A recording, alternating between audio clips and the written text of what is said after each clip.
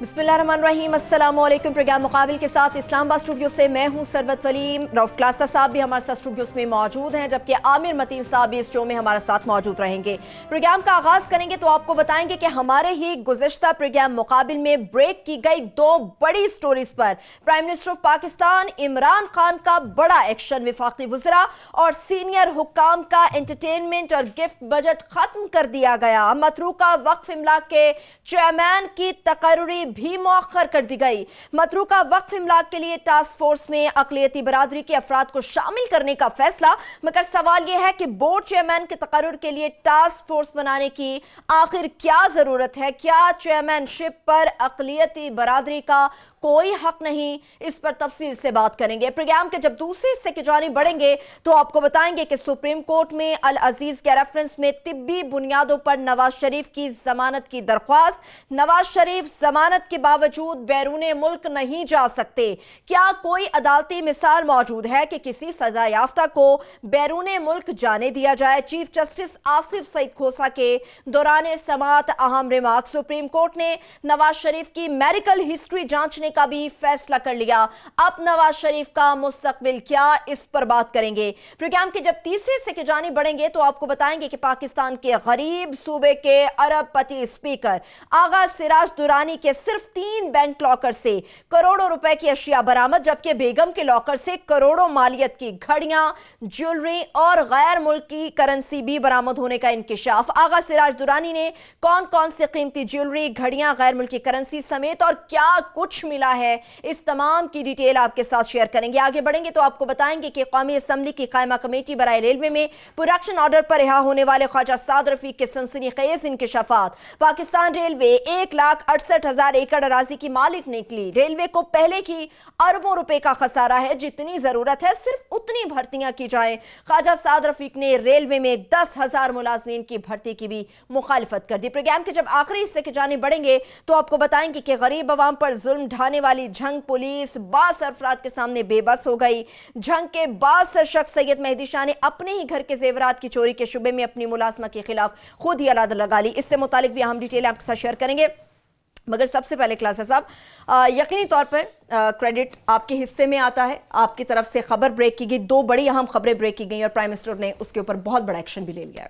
रात हमने प्रोग्राम में 2 मेरे ख्याल अहम ये एजेंडे थे, जो बड़े एजेंडे थे, तो हमने रात स्टोरीज वो शेयर की थी, यहाँ पे बताई थी, जो हम समझते थे हमारी अंडरस्टैंडिंग के मुताबिक। क्योंकि इमरान खान मुसलसल ये बात कहते रहते हैं कि हमें एक एक रुपया जो है पाकिस्तान का उसको बचाना चाहिए, और बड़ी मुश्किलों जिस तरह लोगों से पैसे इकट्ठे किए जा रहे हैं, आपको पता है गरीब लोगों को जो आके टैक्सेस और उनको यहाँ बिजली के गैस के बिल्स की जो हम देख रहे हैं, तो उसके बाद इतने इनके लल्ले तललों के ये खर्चे रखने हैं, तो फिर कोई उसका आग तुक बनता नहीं है कि पब्लिकली तो आप ये कहते रहे कि जनाब कि हम एक एक कौम का एक एक रुपया बचाएंगे, और पता ये चले 4 महीनों में आपके वजीर जो है 13 करोड़ रुपए खा पी जाएँ और दांतों में खलाल करते हुए अगले दिन फिर पहुँच जाए कैबिनेट में 13 करोड़ रुपीज़ वो थे। तो रात हमने स्टोरी ब्रेक की थी, हमने अपनी ऑब्जर्वेशन भी दी थी।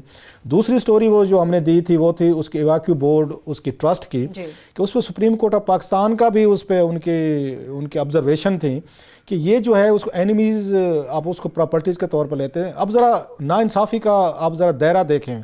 हमारे साथ कहीं दुनिया में ज़्यादती हो जाए तो हम उसको हम रोला डाल देते हैं कि देखो हमारे साथ बड़ा ज़्यादती हो रही है, जुल्म हो रही है, और जो होतियाँ भी हैं। लेकिन जब हम खुद वो काम कर रहे होते उस वक्त हम रोला नहीं डालते कि ये जो है इसका इवैक्यू बोर्ड ट्रस्ट जो है, ये बेसिकली तो आपको इसका चेयरमैन लगाना चाहिए था, कोई हिंदू को लगाएं, आप किसी क्रिश्चियन को लगाएं, आप किसी यहाँ सिख भाई को लगाएं, किसी पारसी भाई को लगाएं, इन्हीं में से लगाएं ना किसी को, ये उन्हीं का है, उन्हीं की। आप मुझे बताएं जो यहाँ हमारे आप कैसा हिंदू भाई हैं, सिख भाई हैं, दीगर हैं, अब जितनी आके उनको हमदर्दी अपने मुकद्दस मकामात के साथ हो सकती है, गिरजा घर के साथ हो सकती है, टेंपल के साथ हो सकती है, या मंदिर या उसमें गुरुद्वारा या बाकी, तो किसी मुसलमान को नहीं होगी। अंडरस्टैंडेबल सी बात है। हमने क्या काम किया, हमने उठा के तमाम मेरे जैसे लोगों को उन्होंने उठा के बिठा दिया। अब आप इन माइनॉरिटीज़ के जितने भी हैं ना, एक तो मैं उनको माइनॉरिटी मैं समझता, मेरा कल ये कहना भी जाती है, वो उतने ही पाकिस्तानी है जितने हम हैं। ये जो हमारे पाकिस्तानी भाई हैं, आप उनको यहाँ नहीं लगाना चाहते। अभी जो कल समरी भेजी है उसमें उन्होंने जो 3 नाम भेजे उसमें किसी भी उसमें हिंदू का नाम नहीं है, सिख का नहीं है, पारसी नहीं है, या क्रिश्चियन या दीगर उसके मज़हब का, हमने वो भी बात की। सो पहले तो मेरा ख्याल है ज़रा थोड़ा सा वो क्लिप दिखा दें, रात हमने इन दोनों इश्यूज़ पे क्या बात की थी, और आज उस पर जो कैबिनेट की अंदरूनी कहानी मेरे पास है कि कैबिनेट में इन दोनों स्टोरीज पे बड़ी वहाँ पे अच्छी खासी बहस हुई है। ये दोनों एजेंडे आइटम जो हमने किए हैं, उसके बाद प्राइम मिनिस्टर ने भी बड़ी लंबी तकरीर की है, बात की है, पर्टिकुलरली उन्होंने गिफ्ट्स वाली उस पर गिफ्ट पे और एंटरटेनमेंट अलाउंसेस पे जो पैसे लेने गए थे सारे वजीर और सेक्रेटरी खजाना वगैरह, वो जरा क्लिप दिखा दें कि रात हमने क्या गुफ्तगू की थी। फिर वापस आए तो मैं आपको कैबिनेट की अंदरूनी कहानी बताऊंगा। कैबिनेट की अंदरूनी कहानी भी शेयर करेंगे, मगर उससे पहले कल हम अपने शो में क्या बात कर चुके हैं वो पहले अपने देखने वालों को दिखा देते हैं। सुप्रीम कोर्ट ने हुक्म दिया था, बल्कि कहा था, जो मैं स्टोरी देख रहा हूँ जनाब उस वक्त की, ये आपकी नवंबर 15 2018 की, कि अब आपने जो चेयरमैन लगाना है ना इवाक्यू बोर्ड ट्रस्ट का, आपने या हिंदू लगाना है या सिख लगाना है या ईसाई लगाना है या पारसी या वटएवर, मुसलमान नहीं लगाने आपने। उस वक्त उन्होंने ये कहा था। अब जनाब कल कैबिनेट में आमिर साहब फिर एक समरी जा रही, इन्होंने 10 लोगों को इंटरव्यू किया, 3 नाम इन्होंने कल भेजे हैं जनाब इमरान खान साहब को कि इन पे में से किसी एक को लगा दे। मैं भी से बता दूं उनको कौन लगेगा। एक नाम उन्होंने बताया कि कोई इसमें क्रिश्चियन हिंदू सिख क्वालिफाई नहीं कर सका। इसमें 3 नाम भेजे गए हैं। एक का नाम है मेजर जनरल रिटायर मोहम्मद साद खटक साहब, इसका दूसरा नाम है डॉक्टर आमिर अहमद साहब, इसके बाद तीसरा नाम है मोहम्मद हफीजुल्लाह खान साहब। सुप्रीम कोर्ट ने इस पर बड़ी प्रोसीडिंग की हुई। सवाल यह है कि ये इवाक्यू बोर्ड ट्रस्ट जो है एनिमीज प्रॉपर्टीज है, आप यहाँ मुसलमान लगाते नहीं है। पहले आसिफ हाशमी इसको लुट के खा गया, फिर सदीकुल फरूक साहब है, उन पर बड़ी सुप्रीम कोर्ट में तनकीद होती रही। अब आप ये बताएं कि एक मेजर जनरल साहब का क्या काम है वो इवाक्यू बोर्ड ट्रस्ट को आगे हेड करे, या एक डॉक्टर का क्या काम है इवाक्यू बोर्ड ट्रस्ट पे लग जाए। इमरान खान साहब के पास जब ये समरियां जाती हैं, पढ़ के उनको डांट डपट नहीं करते। कैसे 4 महीनों में इमरान खान के वजीर जो है वो 12-13 करोड़ रुपए हड़प कर गए। आमिर साहब कल एक नई समरी पेश की जा रही है, वही आरिफ खान साहब है। ये है तरीके आपके, हमें खाली बिस्कुट पे करा देते हैं, खुद बोटियां खा रहे हैं। बिस्कुट भी दो आमिर दो से ज्यादा नहीं है। इनके सारे वजीर जो हैं वो सब कुछ खा पी गए हैं 12-13 का 4 महीनों में। रियासत मदीना के वजीर खा पी गए एंटरटेनमेंट में और गिफ्ट्स पे। कल एक और समरी भेज दी गई है कि जनाब वो पैसे खत्म हो गए, मजीद हमें 13 करोड़ रुपए दिए जाए। तो जनाब कल किस्तों में ले रहे हैं पैसे, ले से ज्यादा रहे हैं। अब वही है कि उन्होंने सब इस कौम को वही गजनी समझा हुआ है। पहले नए उस पर भी दाद वसूल कर ली कि देखो इमरान खान ने 51 करोड़ रुपए के फंड जो थे उसके एंटरटेनमेंट के और उसके गिफ्ट्स के रोक दिए और 25% ऑस्टेरिटी, इस पे बड़ी। अब कल क्या कर रहे हैं, हड़प करके दांतों में खलाल खलूल करके फिर वजीर समरी लेके पहुंच गए कि सर जी वो पैसे तो मुक गए। कल हमने पूरी डिटेल दी क्लास। अब अंदरूनी तौर पे क्या कहानी सामने है, क्या बहस मुबासा आज की जो अंदर की कहानी है, 2-3 मेरे ज़राए से जो मैंने ली है, वेरी कंफर्म्ड सोर्सेज, कि इमरान खान ने इस इशू को बड़ा सीरियस लिया है। एंटरटेनमेंट के ये पैसे लेने के लिए 13 करोड़ रुपए के गए थे जी। इस पर इमरान खान ने बड़ी अच्छी खासी लंबी कैबिनेट में उन्होंने तकरीर भी की है, और उनका ये कहना था कि अगर हम खुद ये शो नहीं करेंगे, ये सीरियसनेस, लोगों से तो हम कुर्बानियाँ मांग रहे हैं, उनको टैक्सेस भी लगा रहे हैं, बिजली भी महंगी हो रही है, गैस भी महंगी हो रही है, खाल उनकी खींची जा रही है। दूसरे लफ्ज़ों में हम खुद यहाँ पे ये हमें बताया जा रहा है कि ये और आप हमें 13 करोड़ रुपये मजीद दें। तो इमरान खान ने तो यहाँ तक भी कहा है, जो मेरे ज़राए कह रहे हैं, कि उन्होंने वज़ीरों को कहा है और सेक्रेटरीज़ को कहा है कि अपने दौरे जो है ना ये कम करें, जितने से जितना आप इनको कम कर सकते हैं इन दौरों को कम करना चाहिए। और प्लस ये जो अखराजात जो हैं ये बिल्कुल उन्होंने कहा इसकी इजाज़त नहीं दी जा सकती, ये चाहे ज़्यादा हूँ कम हूँ, इसका मैसेज जो है ना आवाम को वो बड़ा गलत मैसेज आता है। इमरान खान ने अपने वज़ीरों को कहा कि आप लोगों को तो ज़्यादा इस मामले में केयर करने की ज़रूरत है, ताकि जो बात हम लोगों को कहने की कोशिश कर रहे हैं, प्रीच करने की कोशिश कर रहे हैं, हमें पहले इसको आके प्रैक्टिस उन्हें करनी चाहिए। और इमरान खान ने वहाँ पर जो मेरे ज़राए बता रहे थे, उन्होंने वहाँ पर ये ब्रिटेन की भी मिसाल दी कि ब्रिटेन का प्राइम मिनिस्टर जो है वो सारी चीज़ें जो हैं वो अपनी जेब से करते हैं। और आपको याद हो तो हमने उसका इंटरव्यू भी दिखाया था बराक ओबामा का, तो जिसमें जब उसको कहा था ना एक रिपोर्टर ने, जी आपको तो बड़े मजे होंगे व्हाइट हाउस में बैठे हुए, माल बना रहे होंगे, खा पी रहे होंगे, जहाँ पे अयाशियाँ होंगी। तो उसने कहा होल्ड ऑन, मेरी बीवी जो मिशेल जो है वो मेरी तनख्वाह लेती है, उसी तनख्वाह में से टूथपेस्ट भी आते हैं, ये आप टॉयलेट पेपर भी आते हैं, ये खाना पीना, ये जूसेस वगैरह ये मेरी तनख्वाह में से आते हैं, ये व्हाइट हाउस 1 रुपया भी नहीं देता ये। सो इमरान खान ने बड़ी उनको ये बातें आके अपने वज़ीरों को समझाने की कोशिश की है कि ये तमाम खर्चा जो है ना बंद करें ये। सो कौम को मुबारक हो, कम अज़ कम रात जो हमने स्टोरी दी, और खान साहब का भी शुक्रिया इमरान खान का कि उन्होंने इस मामले को सीरियस लिया, और मुझे बताया गया कि 3-4 वजीरों ने भी इसको सपोर्ट किया इस बात को कि हमें इसके अखराजात नहीं करने चाहिए, हमें एंटरटेनमेंट अलाउंस के नाम पे करोड़ों रुपए नहीं लेने चाहिए। और तो लिहाजा अब टोटल जो बिल था इसका 51 करोड़ रुपए का था। 51 करोड़ में से 13 करोड़ रुपए तो खा पी गए हैं सारे 3-4 महीनों में। वो 3-4 महीनों में, वो तो चलो खा पी गया, वो तो वापस नहीं आ सकते। लेकिन ये कहा गया कि बाकी का जो बचता है, तकरीबन मेरा ख्याल है कितना बचेगा, ये आपका 40 या 38 करोड़ रुपया 51 का बजट था पिछले साल, वो उनका और उस 51 में से 13 निकाल दें तो मेरा 38 करोड़ बनता है। तो वो उनका 38 करोड़ रुपए का बजट जो है एंटरटेनमेंट का, वो उन्होंने खत्म कर दिया है। सो एक तरह की ये 38 करोड़ रुपए की सेविंग जो है ना, हमारी रात वाली जो स्टोरी हमने ब्रेक की और कैबिनेट ने उस पर, हम अगेन उनको क्रेडिट देते हैं, हमारा तो काम है रिपोर्टर का खबर देना, उनकी मेहरबानी है कि उन्होंने इसको सीरियस लिया, इमरान खान ने भी लिया और कैबिनेट के कुछ वजीरों ने भी लिया, लिहाजा इसको उन्होंने ख़त्म कर दिया।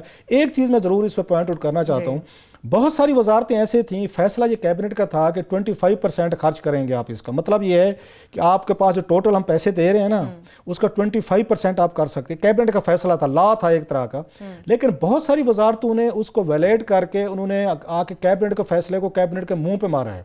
बाद वजीर ऐसे हैं जिन्होंने आके 88% उन्होंने खर्च किया है, बाद ने 70 किया है, बाद ने 60 किया है, बाद ने 55 किया है। मेरे ख्याल कैबिनेट को उसका भी नोटिस लेना चाहिए था कि अगर आप लोग जो कैबिनेट के वजीर हैं, आप अपने फैसलों पे भी अमल खुद नहीं कर रहे, खुद फैसला किया, खुद उसके वैलेशंस कर रहे, तो आपको क्या सजा होनी चाहिए? चाहिए तो ये था कि खान साहब को उसी वक्त कह देना चाहिए था कि जिन लोगों का ये खर्चा जो है वो 25% से ऊपर किया है, वो खुद से पे वो जितना जो है इनसे जेब से रिकवर कराया जाए, रिकवर करा के खजाने में जमा करवाए। ये खान साहब को करना चाहिए। हमारी आदतें खराब हुई हैं इस मुल्क की, ये ऐसे ही ठीक हो गया। अगली कैबिनेट इजलास में खान साहब कहते हैं कि जिन जिन वजीरों ने 25% से ऊपर खर्चा किया, इनसे रिकवरी करा के जमा करवाएं। एक तो ये बड़ा अच्छा एक बिग फैसला मैं समझता हूँ खान साहब ने किया, जिसका मैसेज अगेन अच्छा जाएगा।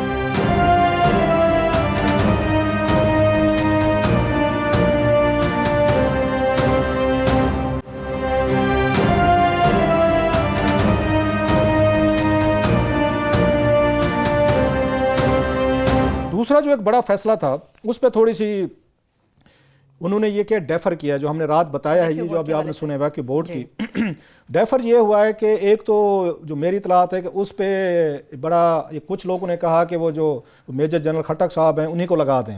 अच्छा, इस पे कुछ वजीरों की इस पे वही थी ऑब्जर्वेशन थी कि जनाब फिर हमारे पे इल्ज़ाम लगेगा, देखें कि जो भी वहाँ से जिसका नाम के साथ मेजर जनरल लगा हुआ है या कोई रिटायर फौजी लगा हुआ है तो हम उसी को लगा देते हैं।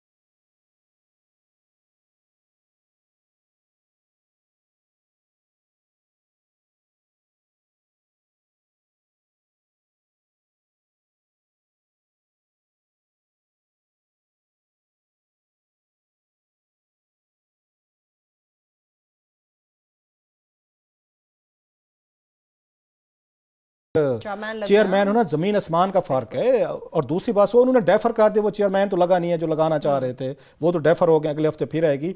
लास्टली है कि इमरान खान में ये कैपेसिटी है बाज़ दफ़ा कि वो अनपॉपुलर फैसले ले लेते हैं, जिसका फायदा उन्हीं को होता है। मैं 2-4 बता भी सकता हूँ। मसलन फयाज चौहान को उन्होंने जब आगे हिंदूज के खिलाफ उन्होंने जबान इस्तेमाल की थी गलत, उसको सैक किया, कैसे पूरी दुनिया में अच्छा रिस्पॉन्स आया। ऐसे अभी आनंद को उन्होंने आके रिलीज किया, बहुत बड़ा फैसला था, उसकी अप्रिसिएशन हुई। अभी भी हम समझते हैं कि ये फैसला इमरान खान को करना चाहिए। एक दो इदारे रहने दें जहाँ पे कोई हिंदू, सिख, पारसी, दीगर मज़ाहब के लोग, ये उनकी पोस्ट हैं। सो इमरान खान एक बड़ा फैसला करें, इसको स्क्रैप करें समरी को, और वजारत मजहबी अमूर को हिदायत जारी करें कि जनाब आप मुझे जो है एक पैनल बना के भेजें जो उसमें हिंदूज में से, सिखों में से और बाकी उसमें मज़हब में से, उनमें से पिक करें। एक फैसला कर लेने में हर्ज नहीं है, एक फैसला कर लेने में हर्ज नहीं है, मगर आमिर साहब वो फैसला क्यों नहीं किया जा रहा? आखिर ऐसा क्या है? बड़े अनपॉपुलर फैसले तो प्राइम मिनिस्टर ने किए, मगर इसके बाद ऐसा क्या है कि वो किसी अक़लियती बिरादरी के रुकन को इसका चेयरमैन नहीं लगा सकते? मैं इस पर भी अपना ओपिनियन देता हूँ, मगर पहले मुझे तारीफ़ करने दें प्राइम मिनिस्टर इमरान खान की। मैं आफ्टर ऑल एक गुड कॉप हूँ। तो कि ये अभी रिसेंटली 2-4 जिस तरह उन्होंने आज क्लास साहब बता रहे हैं कि कैबिनेट के फैसले में होने जा रहा था और हमारे उस फीडबैक की वजह से उसमें तब्दीली की है, ये बड़ी एक मुस्बत चीज़ है। इससे पहले आपने देखा कि उस्मान बुज़दार साहब ने जो वहाँ पे पंजाब के अंदर बिल पास होने जा रहा था MPs के पर्क्स और प्रिविलेजेस और सैलरीज़ के हवाले से, उसको रिवर्स किया। तो ये एक बड़ी मुस्बत चीज़ है कि इस तरह की अगर आपको गलती का कोई एहसास हो जाए तो वापस फैसला तब्दील कर लेने में ये ट्रेंड रहना चाहिए, क्योंकि इससे अच्छा तासुर जाता है कि आप अपनी गलतियों से सबक सीखना चाहते हैं। दूसरा मेरी तजवीज़ होगी कि ये कैबिनेट का जो एजेंडा इस तरह का होता है वो काफ़ी दफ़ा ये यहाँ पे ब्यूरोक्रेट्स ने अपनी एक ट्विस्ट उसमें डाली होती है, तो पब्लिक होने से वो एक थोड़ा सा फीडबैक आ जाता है, बजाय इसके कि एक फ़ैसला हो जाए उसके बाद पब्लिक किया जाए और उसके बाद उसका एक एडवर्स ओपिनियन आए फिर गवर्नमेंट को तब्दील करना चाहे, तो कोई हर्ज नहीं है। अगर कोई फाइनेंस से, कोई करेंसी से रिलेटेड कोई बहुत ज़्यादा सिक्योर किस्म की कोई इन्फॉर्मेशन नहीं है, तो एजेंडा अगर शेयर हो जाए और पब्लिक ओपिनियन भी आ जाए तो कोई बुरी बात नहीं है। वो इसलिए भी कि इमरान खान साहब का अपना भी जो सिस्टम की अंडरस्टैंडिंग का एक महदूद तजर्बा है, फिर उनकी आधी से ज़्यादा कैबिनेट इस तरह की है जो पहली दफ़ा MNA बनी है, वज़ीर तो छोड़े MNA ही पहली दफ़ा बनी है। तो वो ये ब्यूरोक्रेट्स जो हैं हमें, क्योंकि जो मीडिया के अंदर लोग बैठे हुए हैं वो 30-40 साल से, वो इनके वेज एंड मीन्स को जानते हैं, तो उसमें थोड़ी सी डिबेट हो जाने में कोई हर्ज नहीं है। दूसरी बात ये है कि ये बहुत क्लास साहब ने इंपॉर्टेंट बात की है कि इस वक्त जो है ना वैक्यू ट्रस्ट बोर्ड ज़्यादा इम्पॉर्टेंट है। इसकी तर्जमानी कौन कर रहा है, इसलिए भी कि इसके अंदर अब करतारपुर साहब का प्रोजेक्ट आ गया है। वो एक गेम चेंजर है जिससे कि ना सिर्फ कि इंडिया पाकिस्तान के ताल्लुकात में ज़मीन आसमान का फ़र्क पड़ जाएगा, मुस्बत या मनफी, वो एक बहुत ज़्यादा इंपॉर्टेंट एक प्रोजेक्ट आ गया हुआ है, बल्कि दूसरा पूरी दुनिया की नज़रें हैं, दुनिया की नज़रें भी हैं, और दूसरा जो हमारी सिख कम्युनिटी है जो कि कनाडा में और यूरोप में बड़ी इंपॉर्टेंट भी है, उनका सारों के चैनल्स के ऊपर ये डिस्कशन होती रहती है। तो इसलिए एक तो समझ आता है कि अगर इस्टेब्लिशमेंट चाहिए कि इसके अंदर, क्योंकि बॉर्डर के ऊपर करतारपुर साहब है, तो सिविल मिलिट्री एक लेजॉन भी बड़ा ज़रूरी है, तो वो समझ आती है कि अगर वो किसी फौजी को उस कमेटी का हिस्सा लाना चाहिए। मगर ये इंपॉर्टेंट भी बहुत है कि चाहे सिम्बॉलिकली करें, मगर मुशावरत के अंदर अक़लियत बिरादरी और खास तौर पर, ठीक है, मुशावरत के लिए अक़लियती बिरादरी के रुकन का अंदर मौजूद होना जरूरी है। माजरत के साथ आमिर साहब मुझे एक ब्रेक की तरफ बढ़ना होगा, छोटी सी ब्रेक से वापस आके आपकी तरफ में आऊंगी, मगर इसके साथ साथ सुप्रीम कोर्ट में अल अज़ीज़िया रेफरेंस से मुताल्लिक़ में बात होगी कि अब नवाज शरीफ साहब का सियासी मुस्तक़बिल क्या होगा, क्योंकि सुप्रीम कोर्ट ऑफ पाकिस्तान उनकी मेडिकल हिस्ट्री को भी जांचने का फैसला कर लिया, और इसके साथ साथ पाकिस्तान के गरीब सूबे के अरबपति स्पीकर के लॉकर से क्या कुछ बरामद हुआ है, बड़े खौफनाक इंकशाफात आपके साथ शेयर करेंगे। हमारे साथ रहिए।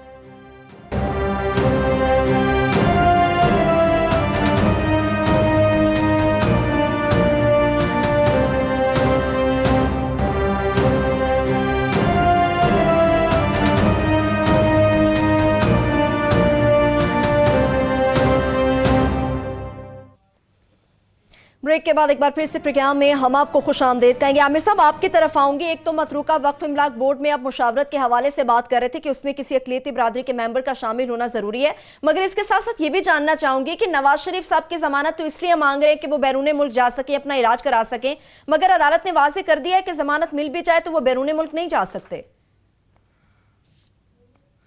जी, पहले इसलिए मैं वैक्यू ट्रस्ट बोर्ड का बता दूं कि ज़्यादा ये क्लास साहब ने बात की है, इस वक्त ज़्यादा अहम इसलिए हो गया है कि इसके अब स्पेक्ट्रम के अंदर करतारपुर साहब आ गया है, तो इस वक्त बड़ा ही इम्पॉर्टेंट है, क्योंकि पूरी दुनिया का इस पर फोकस है, एक बैन अल-अक़वामी इसकी डायमेंशन है कि इसके अंदर मुशावरत के अंदर ख़ास तौर पे सिख कम्युनिटी को रखा जाए। एक तो सफारती हवाले से, दूसरा ये कि हमें इन्वेस्टमेंट की ज़रूरत पड़ी और इंडिया का मैं देख रहा था जो प्लान बनाया है, एक किस्म का मुकाबला सा लगा लिया उन्होंने कि दोनों का ये देखा जाएगा कि किस स्टाइल का बनाया जाता है। तो हमारे पास शायद वसाइल की जो कमी है उसमें सिख भाइयों की मदद ली जा सकती है, और उनकी मदद के लिए एक तो पैसे के हवाले से, दूसरा उनकी सेंसिटिविटीज़ हैं। करतारपुर साहब उनका मदीना है, तो उनको मुशावरत में डालना बड़ा ज़रूरी है, सिर्फ सिंबॉलिकली नहीं, कॉन्क्रीट टर्म्स में। अभी रिसेंटली शायद आपने गौर ना किया हो, एक वाक़या हुआ है कि किसी पाकिस्तानी ने कुछ इंडियंस ने मिल के एक फ्रॉड करने की, उन्होंने कहा जी हम करतारपुर साहब के लिए पैसे इकट्ठे कर रहे हैं, तो एक बहुत बड़ा लंदन के अंदर ये स्कैम पकड़ा गया कि बाद में चला कि उनके पास कोई भी गवर्नमेंट की कोई आशीर्वाद हासिल नहीं थी जितनी वो क्लेम कर रहे थे।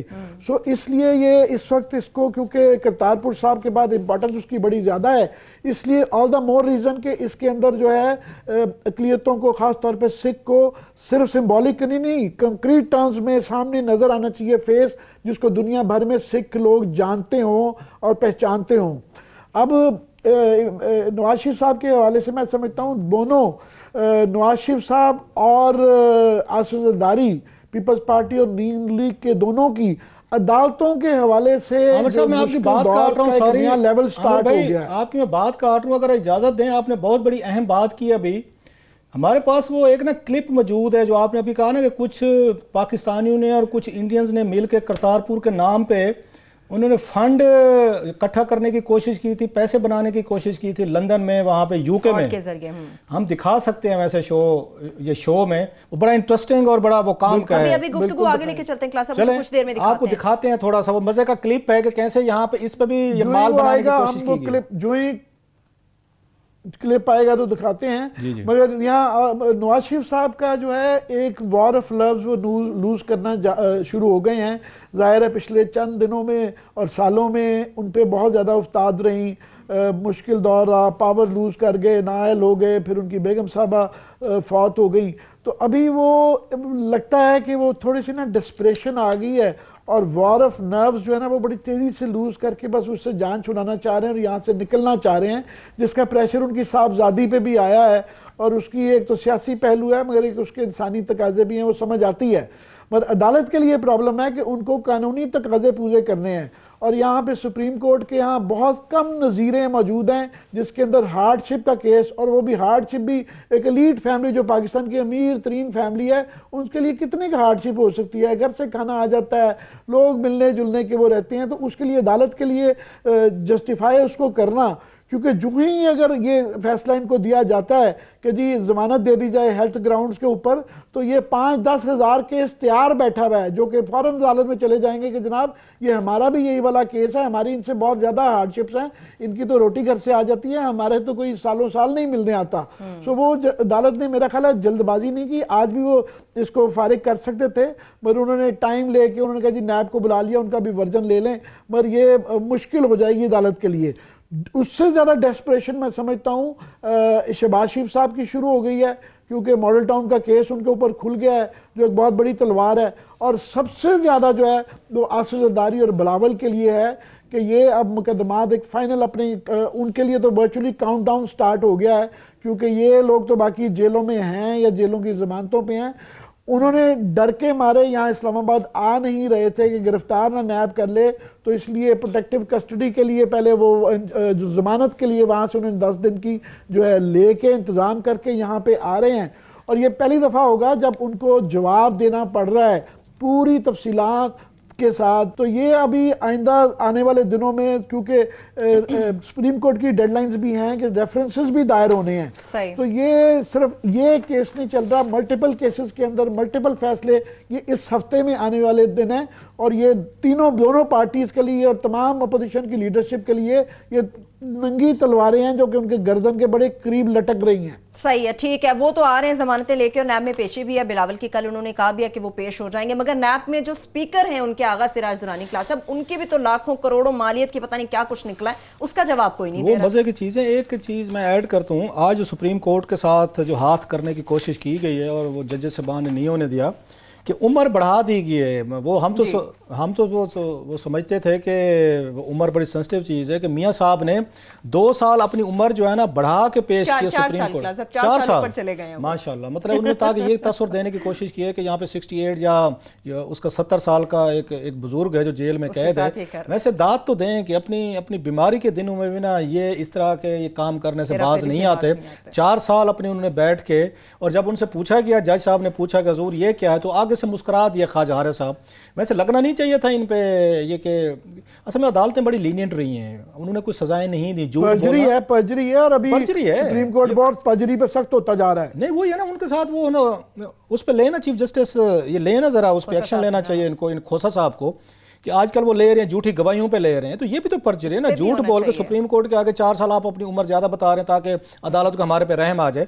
और ये बड़े लोगों का एक अपना एक स्टाइल है इनका, इनको दाद दें और इनको मिल भी जाती हैं जमानतें। जैसे आमिर ने कहा कि लोगों को, और ये जहन में रखने का, अगर ये प्रेसिडेंट सेट की जाती है बीमारी की वजह से लंदन जाएँ, तो वही वाली प्रेसिडेंट इस्तेमाल होगी जो यहाँ पे इस कॉन्स्टिट्यूशनल 1 वाली, हम ये हाइट्स बिल्डिंग वाला, कि जिस तरीके का वहाँ पे सुप्रीम कोर्ट ऑफ पाकिस्तान ने इसको रेगुलाइज किया है, उसके बाद वहाँ पे जो चीफ जस्टिस ये अतर मनीला साहब ने लिखा है इस्लामाबाद के, 200 एप्लीकेशन आ गई हैं, 200 एप्लीकेशन पहुंच गई इस्लामाबाद के पास कि जनाब अगर आप वहाँ पे ग्रैंड हयात के बड़े बड़े बिग गन्स, बड़े बड़े लोग हैं, सियासी हैं, बिजनेसमैन हैं, और जिनके पास बहुत बड़ा पैसा है, माल है, उनकी बिल्डिंग को रेगुलाइज किया जा सकता है। जो गलत है, इलीगल है, हमारे क्यों नहीं करते?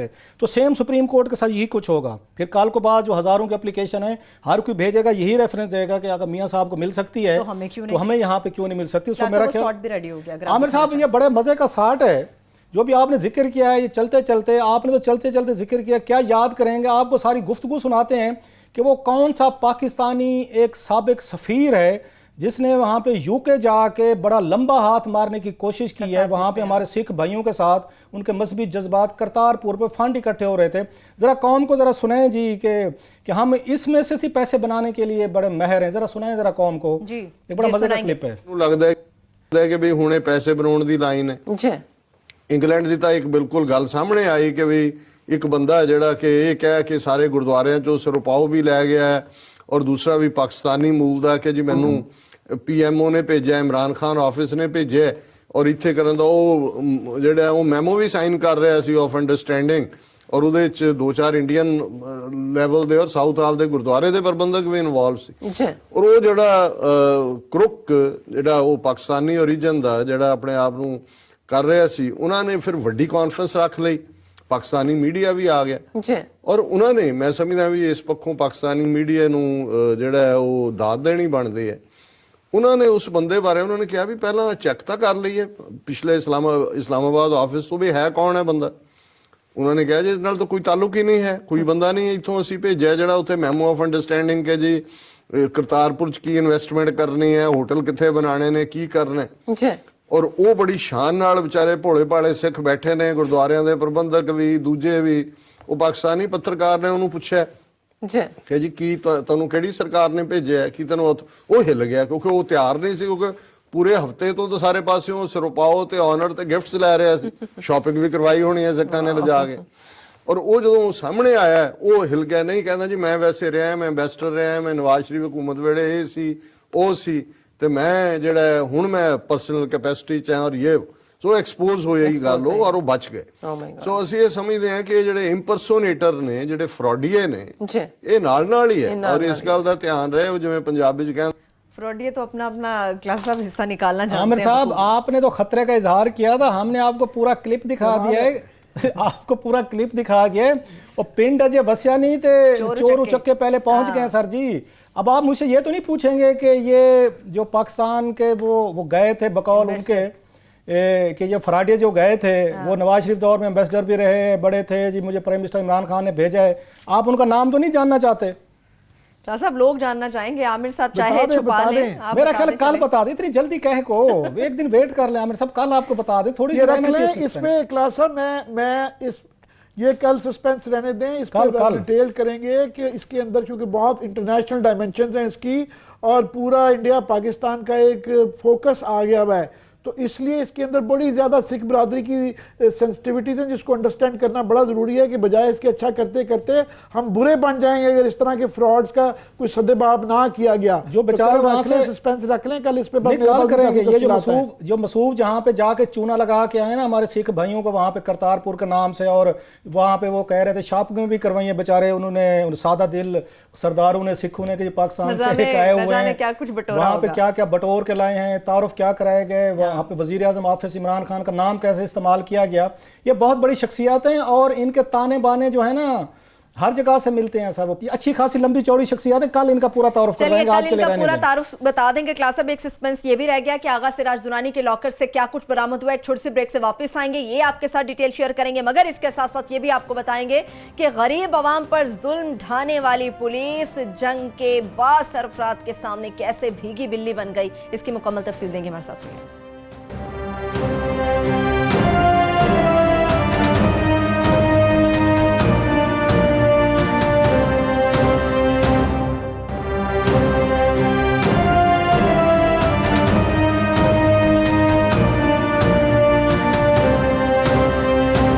ब्रेक के बाद एक बार फिर से प्रोग्राम में हम आपको खुशामदीद कहेंगे कि दीगर और भी और सी अहम खबरें हैं क्लासा वो शेयर करेंगे, मगर सबसे पहले जंग की बात करेंगे। क्लासा आखिर पुलिस में ये ऐसा क्या मसला है कि गरीब को देखते हैं गर्दन दबोचते हैं, अमीर को देखते हैं बासर को देखते हैं घुटने पकड़ते हैं। ये गुलामाना, मैं बार बार कहता हूँ, हज़ारों साल ये खित्ता हमारा गुलाम रहा है कि हर बड़े आदमी के हमने घुटने हमने छूने होते हैं, बिल्कुल, और हर कमज़ोर आदमी के हमने गर्दन पकड़ लानी है। कुछ चेंज तब्दीली ज़्यादा पंजाब में आपको नज़र नहीं आ रही। आज की मैं आपके साथ एक स्टोरी मैं शेयर कर रहा हूँ, मेरे नोटिस में लाया गया, और फिर मैंने अपने हमारे जो राना अशरफ साहब हैं हमारे प्रोड्यूसर हैं उनके मैंने जिम्मे लगाया। उन्होंने तमाम लोगों से बातचीत भी की है कि झंग में एक वहाँ पे एक थाना है शाकरुल्ला, वहाँ पे एक उनके SHO साहब हैं, उनका नाम है शाकरुल्ला साहब जो है ना, उनका गुलाम मुहिउद्दीन उनका नाम है SHO साहब का। उनसे भी बात की है उन्होंने, हमारे राना साहब ने बात उनका वर्जन भी लिया है, और जिन पे इल्ज़ाम लग रहा है सैयद मेहदी शाह साहब उन पे भी लिया गया है। स्टोरी कुछ यूँ बनी है कि इनकी मेहदी शाह साहब के घर पे एक इनकी पुरानी यहाँ मुलाजमा थी, बुशरा साहबा उनका नाम था, 15 साल की उनकी बेटी भी मेहरा उनका नाम है। उन पर उन्होंने इल्ज़ाम लगाया जी इन्होंने हमारा सोना घर से चोरी किया है। अच्छा, चलो भी मान लिया चोरी किया होगी, लोग चोरियाँ करते हैं, मुलाजमीन पे इल्ज़ाम लगते रहते हैं। तो वो पुलिस में जाने के बजाय उन्होंने अपने डेरे पे उनको कैद कर लिया है, और 15 दिन से जो उनके फैमिली के लोग उन्हें हमें बताया है, जो उनके हमारे पास राइटिंग में भी चीज़ें हैं कि उन पे तशद्दुद किया जा रहा है बुरे तरीके से, माँ बेटी पे, माँ पे किया जा रहा है, और बेटी को घर पे रखा हुआ है उन्होंने, सैयद मेहदी शाह साहब ने। और उसके बाद जो उन्होंने और इल्ज़ामात लगाए हैं कि उस खतून के साथ क्या किया जा रहा है, वो मैं इस वक्त वो टीवी पे नहीं बता सकता, अनलेस कोई हम उसकी फर्दर उस पर हमें कुछ एविडेंसेस मिलें। वो बड़े उन्होंने संगीन इल्ज़ामात लगाए हैं कि सैयद मेहदी शाह साहब हूँ, और इन लोगों ने मार भी रहे हैं, तशद्दुद भी कर रहे हैं खुद, और वो जो औरत है उस पर इतना तशद्दुद किया गया है, जो उसके रिश्तेदारों ने हमें बताया है कि वो ज़हनी तवाज़ुन शायद अपना खो चुकी है। और प्लस जब ये गए थे इनके रिश्ते, अच्छा ये बेचारे ना, इनको हमारे यहाँ बड़ा ये कास्टिज़म है, हम वैसे तो खुद को बड़ा समझते हैं ना, लेकिन कास्टिज़म आपको पता है, ये बेचारे गरीब लोग हैं जिनको पंजाबी में हमारे यहाँ ये कमी कमी कहा जाता है। अब उनको कोई सीरियस नहीं यहाँ पे नहीं लेता, इंसल्ट तो ये भी तो की जाते हैं बेचारे लोगों को, जो ये कमी कमी हम उनको कहते हैं जो काम करते हैं। ये हमारे खित्ते की ये खूबी देखें कि जो काम करते हैं वही बेचारे सारे इंपॉर्टेंट, उनको हम कमी कमी उन्हीं को कहते हैं, और उनकी ना जिंदगियाँ हैं, ना उनकी आना है, ना डिग्निटी है। इनको जब गए हैं थाने गए हैं, वहाँ पे थाना जो इनका शाकरुल्ला झंग जो है, वहाँ पे जो SHO साहब है गुलाम मुहिउद्दीन साहब, उन्होंने कहा जनाब कि खुद वो कर लेंगे फैसला। इन्होंने उन गरीबों की ना एंटरटेनमेंट किया है, ना इनको उन्होंने FIR ली है, ना इन्होंने उनको छुड़ाने की कोशिश की है SHO ने। SHO साहब से जब अब रब्ता किया गया है तो वो ये कहते हैं जी मेरे नोटिस में कोई ऐसी बात नहीं है, मुझे कोई दरख्वास्त नहीं दी गई। ये SHO साहब ने हमें ये मौक़िफ़ दिया है। उसके बाद सैयद मेहदी शाह साहब जो हैं उनसे बात की गई है, राना साहब ने हमारे जो उन्होंने बात की है, तो सैयद मेहदी शाह साहब ये कहते हैं कि हमारी वो जो मुलाजमा बुशरा है उसने बहन का 20 तोला जो जेवर चोरी करके अपने साबिक खामिंद के बेटे को दे दिया है, और हम इलाके में मौजूद लोग हैं, पीरी मुरीदी का काम करते हैं, ये उनका वर्जन है जी। तो वो ये कहते हैं जनाब कि हमने बुशरा बीबी और उसके खानदान के खिलाफ थाने में कोई दरख्वास्त नहीं दी। बिल्कुल ठीक कह रहे हैं, आपका अपना ही थाना है, जो उसके रिश्तेदार कह रहे हैं, आपका अपना थाना है, अपनी अदालत, 15 दिन से उस खतून पर टॉर्चर किया जा रहा है, जो उसके आके लवाकीन ने बताया है। और वो ये कहते हैं कि हमने बुशरा बीबी या उसको बेटी को अगवा नहीं किया, वो हमारे घरों में काम कर रही है। सवाल यह है कि अगर उसने 20 तोले आपके घर का जेवर चोरी किया है बकौल आपके मेहदी शाह साहब, आप पीर भी हैं, सैयद जायदाद भी हैं, अल्लाह आपको मतलब सब कुछ मज़ीद इज्जत दे, वो दी हुई है, सारी दी हुई है। तो आपके घर में वो कैसे काम कर रहे हैं? जिसने 20 तोले अगर आपका जेवर चोरी किया, वो कैसे घर में काम कर रही है? तो मतलब तो यह है कि जो उसके घर वाले इल्जामात लगा रहे हैं बुशरा के बेचारी के कि आपने वाकई उसको डिटेन करके उसको मारपीट की जा रही है, उसकी बेटी को आपने अपने घर मेहरा जो है उसको घर पे रखा हुआ है। इसके बाद हमने कोशिश की, जो यहाँ डीपीओ झंग अताउर रहमान साहब, उनसे कुछ अब लगाए गए हैं ना बड़े बड़े अफसर, पढ़े लिखे अफसर, CSS करके आते हैं, जिन पे बड़ी हमें हमदर्दियां होती हैं कि इनकी प्रमोशंस नहीं हो रही होती, हाँ। ना उन्होंने फ़ोन पिक किए।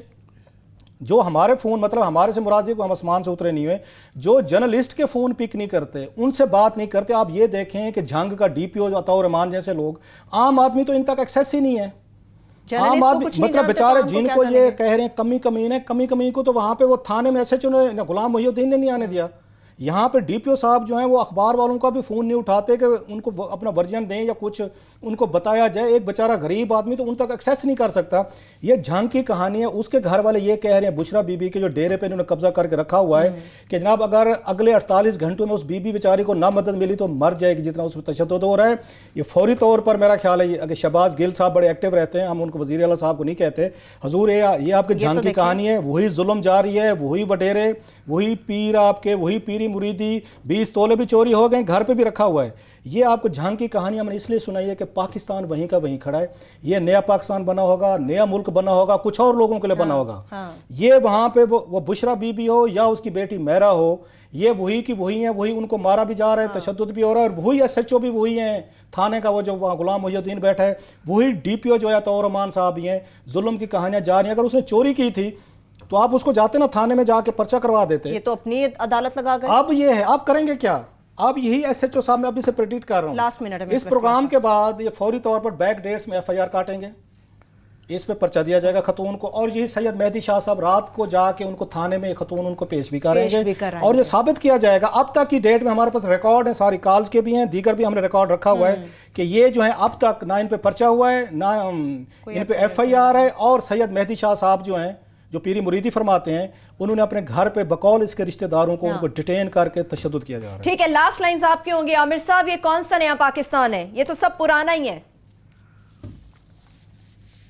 ये पाकिस्तान के सारे खिते का हमेशा से प्रॉब्लम रही हुई है। अभी सिर्फ देखना ये होगा कि नए पाकिस्तान में इसके ऊपर वो रिएक्शन क्या आता है, या ये अभी सुनना जा रहा है कि उस्मान बुज़दार साहब को कहा गया है कि जनाब अब जितने मर्जी मज़ीद इख्तियारात ले लें और कुछ काम करना शुरू करें, सिर्फ अपने पैसे ना बढ़वाएं, तनख्वाहें ना बढ़वाएं। तो अभी ये पॉइंट आउट किया गया है, आई एम श्योर कि उनकी साइड ऑफ द स्टोरी होगी, और इस पर देखना ये है कि एक्शन क्या लिया जाता है। सो अभी तो सिर्फ पॉइंट आउट किया गया है, और ये हर इलाके की कहानी है, ये बिल्कुल ऐसे ही है। हमें कोई अभी तक नहीं ये जड्डा समझ आ रहा है कि पंजाब 7-8 माह हो गए हैं कि इन्होंने कैसे निज़ाम चलाना है। अभी उसी तरह ही सिफारिशों के ऊपर अपॉइंटमेंट्स हो रही हैं, अभी लोकल बॉडीज़ का कानून नहीं सामने आया, इंतज़ामी निज़ाम नहीं समझ आया कि क्या करना जा रहा है। सो ये लेट्स जस्ट वेट आउट के कल देखते हैं पंजाब गवर्नमेंट इस सिलसिले में क्या करती है। चलिए ये देखना होगा कि इस पर क्या एक्शन लिया जाता है। हम भी अपनी मुकम्मल नजर रखे रहेंगे, इसका फॉलोअप भी अपने देखने वालों तक पहुंचाएंगे। हमें इजाजत दीजिए, आपका सबका बहुत शुक्रिया। अल्लाह हाफिज़।